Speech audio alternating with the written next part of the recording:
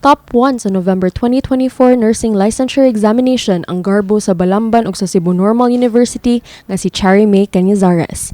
Siyang nag-inusarang nangulo sa maong pasulit lukop nasod.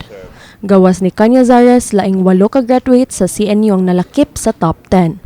Top 4 mao si Mark Emmanuel Esteliore, top 5 si Jamie Lois Abellana, samtang si Liza May Salas ang anaa sa top 6. Gisundan nila Arnie Jane Durango sa top 7, May Jane Rosalita ug si Mary Angelique Tabasa sa rank 8, si Roy Justin Erandio sa ika-9 nga pwesto, ug top 10 si Jeremiah Paul Kapangpangan.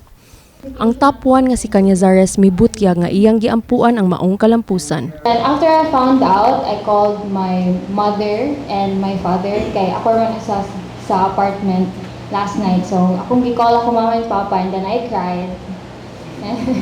I told them, top 1 jud ko. Because I don't like it if I'm not at the top. Satisfying if nasa top, and then aside from that, I love seeing my parents nga proud sa ko.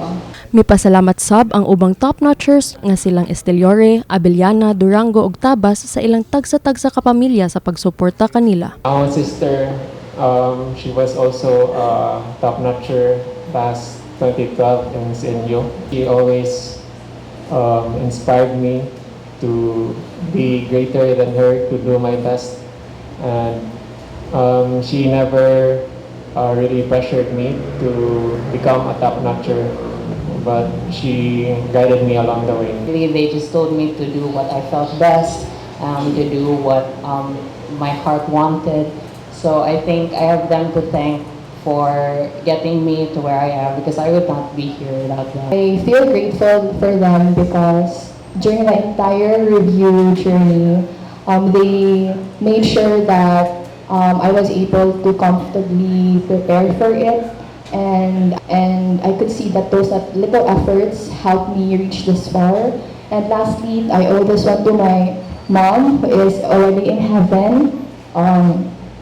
I believe that she is my angel who have guided me not only through this review journey but also during my entire nursing journey here in CNUSA. I am very lucky to have one of the best support systems in the world. I have the best family, the best set of friends, and even my family here in CNU.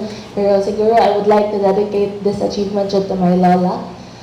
So a week after my graduation, siya passed away. So it was a bit heavy for me to start my review without her. So Mamita, if you're listening, thank you for being my teacher in college and for being my first patient.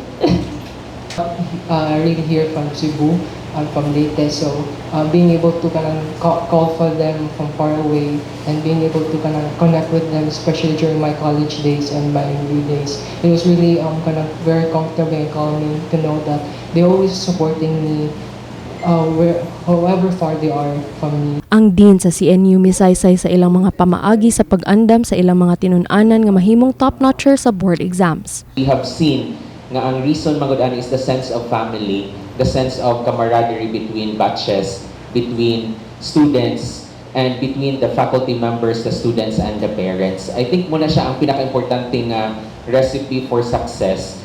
Kay students would feel manggod nga wa sila pasagdi. Gawa sa pasidungog nga gipaabot sa maong universidad, makadawat sab og cash incentives ang mga top-notchers. 100,000 pesos alang sa top 1, 60,000 pesos alang sa makatungtong sa top 2 hangtod top 5 ug 40,000 pesos sa ubang top-notchers.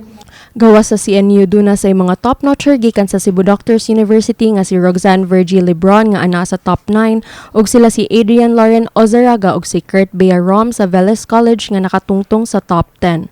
Kini si Joanne Clarice Espinosa alang sa MyTV Cebu.